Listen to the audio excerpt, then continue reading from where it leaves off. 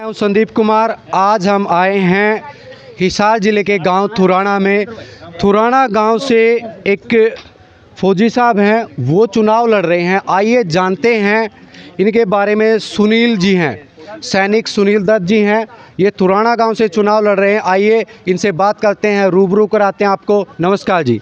नमस्कार जी। नमस्कार। क्या नाम सर आपका? जी मेरा सुनील दत्त नाम है। सुनील दत्त सर, आप आर्मी से रहे हैं, आपने देश सेवा की जी। अब आपका विचार बना है गांव की सेवा करने का। सर हाँ जी, मैं आर्मी में 17 साल सर्विस करने के बाद में जी पेंशन आने के बाद में मेरा विचार बना। मैंने 17 साल आर्मी में देश की सेवा की और इसके बाद में मैं आराम से, मेरे बच्चे थोड़े बड़े होने के बाद में मैंने सोचा कि अभी मैं फ्री हूँ और जिस तरह मैंने देश की सेवा की उसी तरह मैं अपने गाँव की सेवा करूँ और गाँव को एक ऐसा ऊंचे स्तर पर लेकर जाऊं जिसमें पता चले कोई थुराना गांव है और जिसके अंदर सारी सुविधाओं से परिपूर्ण और हर आदमी को बिल्कुल गहराई से उसको चाहे किसी भी तरह की सुविधा हो, डॉक्यूमेंट से रिलेटेड, मेडिकल से रिलेटेड, पढ़ाई से रिलेटेड हर तरह की सुविधाओं का प्रदान करने के लिए मैंने पूरा बेड़ा उठाया है। और अब प्रधान के रूप में मैं कैंडिडेट के रूप में चुनाव लड़ने के लिए आगे बढ़ा हूँ जी। यदि मेरे को पूरा गाँव, जैसे कि सुनील जी ने बताया है,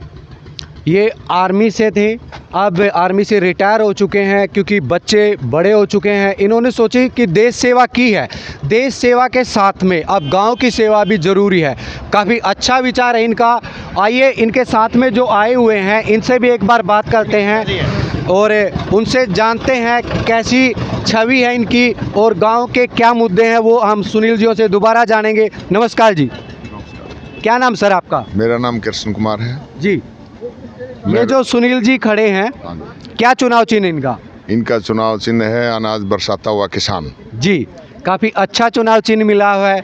देखिए एक सैनिक हैं वो और सैनिक को एक अनाज बरसाता हुआ किसान का चुनाव चिन्ह मिला। काफ़ी अच्छा चुनाव चिन्ह है क्योंकि हमारा देश का तो नारा ही है जय जवान जय किसान। जी, तो सर आपके गांव में क्या क्या समस्याएं हैं जिनको सुनील जियों से आप चाहेंगे सरपंच बनने के बाद में वो इन समस्याओं को दूर करे? ऐसा है जैसे हमारे बच्चों के लिए खेल स्टेडियम की है, उसमें सुधार जी। दूसरा पानी की व्यवस्था है, उसमें सुधार जी।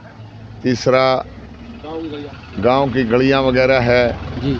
और जी जैसे शमशान घाटों की देखरेख है, गांव के चारों तरफ पेड़ पौधे लगाने की देखरेख है, पर्यावरण को जैसे सर के लिए। आपके गांव में अभी हम लोगों ने देखा पीछे साइड में आपके यहाँ पे पानी भी खड़ा हुआ है। हाँ। ये समस्या हर साल बनती है या अभी की बार हुई है? नहीं, ये समस्या मतलब काफी सालों से बनती है। ये समस्या क्या बनती है, इस समस्या का समाधान करने की अब से पहले किसी ने, आने वाले सरपंचों ने सोचा नहीं जी। इसका समाधान बिल्कुल आसानी से हो सकता है, ये कोई बड़ी समस्या नहीं है। जी जी। और ये आने वाले कैंडिडेट अगर सरपंच पद के लिए जी जीत जाते हैं जी तो इस समस्या का समाधान हम इनसे जरूर चाहेंगे। जी। कैसा माहौल है गांव का? आगे हम सर हैं यहाँ से, इनसे जानते हैं। नमस्कार जी। क्या नाम सर आपका? मास्टर कृष्ण कुमार जी। मास्टर जी, क्या माहौल चला हुआ है फौजी साहब का? बहुत अच्छी पोजीशन है जी। यहाँ से टोटल कितने कैंडिडेट खड़े हैं? कैंडिडेट 7 कैंडिडेट है जी। और टोटल यहाँ पे वोटें कितनी हैं? वोट हैं शायद 5300 का लगभग जी हाँ, लगभग ये मानिए कि 500-700 कम ही होती हैं पोल तो 5300 यहाँ से वोटें हैं। उनके लिए 7 कैंडिडेट खड़े हैं और 7 कैंडिडेट में आज हम देखें हमारे जो सुनील जी हैं, सुनील दत्त जी, ये नौजवान भी हैं। नौजवान के साथ में ये एक आर्मी मैन हैं और हम ये चाहेंगे गांव वालों को कि देखिए इन्होंने देश सेवा की, आप भी गांव की सेवा करने का मौका दे क्योंकि फौजी आदमी पूरी दुनिया जानती है। भारतीय फौजी का इतिहास, वो न तो झुकता है न रुकता है। वो उस बॉर्डर पे लड़के आया है, न कभी वो थकते हैं। वो जज्बा इनके अंदर होता है, अनुशासन इनके अंदर होता है, वो गांव के आम आदमी के अंदर नहीं होता। तो आइए सुनील जियों से और भी 2 बातें करते हैं। सुनील जी, आप अगर चुनाव जीत जाते हैं तो सर्वप्रथम आपकी कलम से कौन सा कार्य होगा जो आप करना चाहेंगे? यदि मैं चुनाव जीत जाता हूं तो सबसे पहले मेरा काम होगा, गांव के अंदर जो पानी की जो समस्या है, वो पीने के पानी की समस्या है, उसको मैं बिल्कुल गहराई से, चाहे वो घर के गांव के बीच में घर पड़ता हो या बाहर किसी ढाणी में पड़ता हो या बाहर हो, जन जन तक मैं पानी को बिल्कुल पहुंचाने का काम करूंगा। और दूसरा मेरा काम रहेगा पानी की निकासी। गांव के अंदर पानी की निकासी का काम है, जो ठीक तरह से व्यवस्थित नहीं है, उसको ठीक तरीके से व्यवस्थित करके, और जिस तरीके से ढलान जैसे बरसात का पानी है और जैसे घरों का पानी है, वो ठीक तरीके से नाला वगैरह बना करके उसको प्रत्येक आदमी को साथ लेकर के और गांव से सलाह मशवरा करके और उसको व्यवस्थित ढंग से पूरा करूँगा।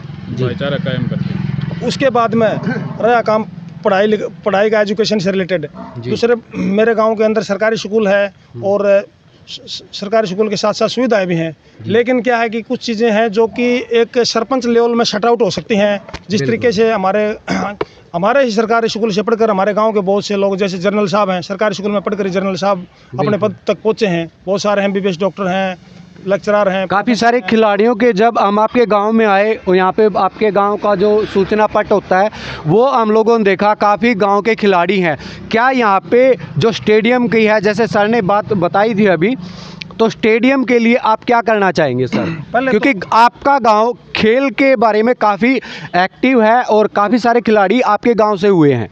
पहले तो स्टेडियम के बारे में मैं बताना चाहूँ कि मैं खुद एक स्पोर्ट्समैन हूँ जी। आर्मी में बास्केटबॉल, क्रॉस कंट्री, ये मैं कमांड लेवल तक का प्लेयर रहा हूँ जी। एथलेटिक वगैरह जैसे क्रॉस कंट्री है, रेसलिंग है और कबड्डी है कि मैंने शुरू से स्पोर्ट्स का मेरी लाइफ में बहुत बड़ी भूमिका रही है।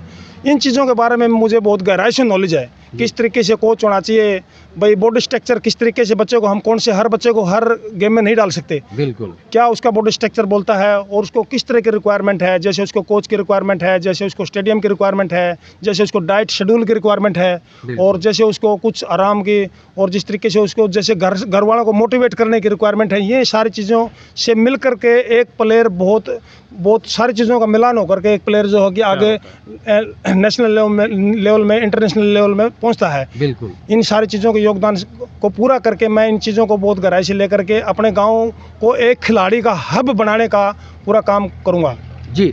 टोटल यहाँ से आपने बताया 7 कैंडिडेट खड़े हैं, आप ब्राह्मण समाज से हैं, ब्राह्मण समाज से कितने खड़े हैं सर?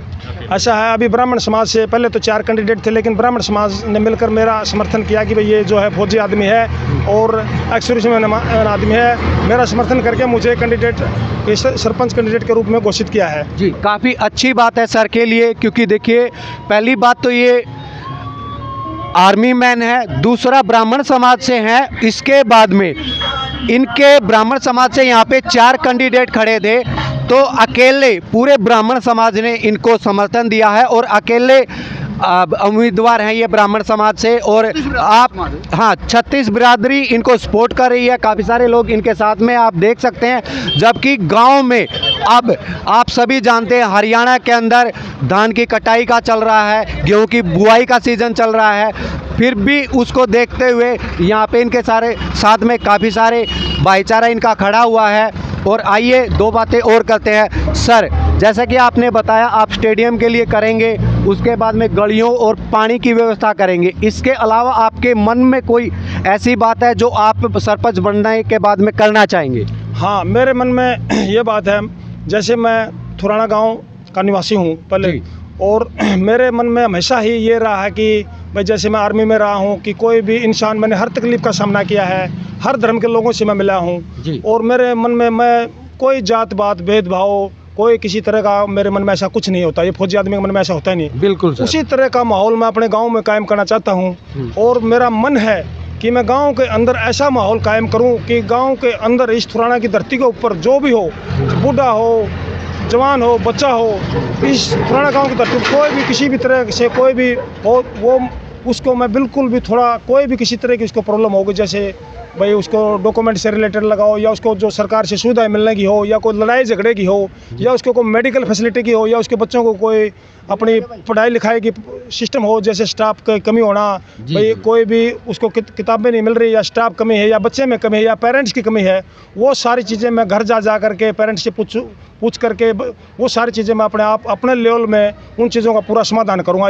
एक बार यदि गाँव मेरे को इस चीज़ में मान करके फौजी आदमी है और ये इस काबिल है, यदि मेरी सपोर्ट करके मेरे को यदि गांव का कमांड कंट्रोल यदि मेरे को मिल जाता है, यदि प्रधान के रूप में यदि मेरा बन जाता हूँ, तो उसके बाद में मैं किसी भी चीज़ से इस गांव को वंचित नहीं रहने दूंगा और बिल्कुल परिपूर्ण करके और एक समृद्ध बना करके गांव को पूरा आदर्श गांव घोषित कर, और इसके बाद मैं भारत के अंदर मैं ये वादा करता हूं कि ये गांव मेरी 2-3 साल के अंदर इसको गांव के अंदर प्रथम पोजीशन पे लाने का मैं वादा करता हूं। जी जी, काफ़ी अच्छी बात कही सर ने।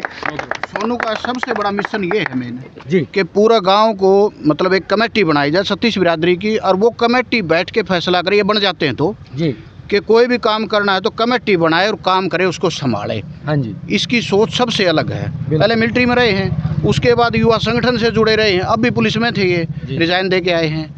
तो इनका मिशन ये है अमन चैन और एक इस तरह का भ्रष्टाचार मुक्त।